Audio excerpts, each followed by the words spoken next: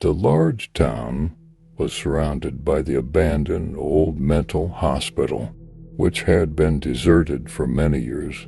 Ghost stories and eerie legends had been circulating around this old building for years.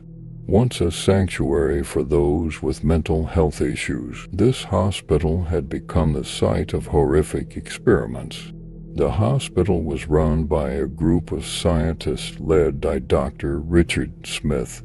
Dr. Smith was curious about conducting inhumane experiments on patients. He was determined to push the boundaries in understanding the mental breakdowns of individuals. Instead of treating patients, he turned them into subjects.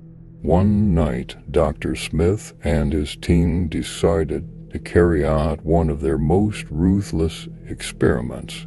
In the basement of the hospital, in an isolated cell, they held a young woman named Alice. Alice looked pale and exhausted, almost ghost-like. Dr. Smith began using various drugs and hypnosis to unlock Alice's mind.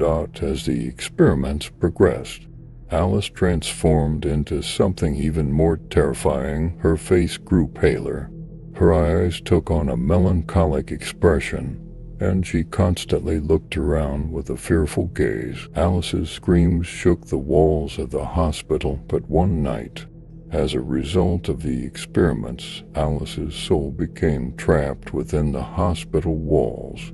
She died as a consequence of the torture and suffering, but her ghost continued to haunt the hospital.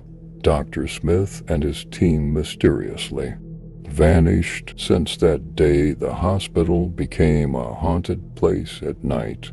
The walls echoed with moans and screams. The townspeople stayed away from it, fearing the wrath of the ghost. Today, the old mental hospital stands as an abandoned ruin. Alice's ghost still roams in her cell, as a ghost bearing the traces of the horrifying experiments. The townsfolk continue to avoid it, and the hospital guards its dark secrets from the past.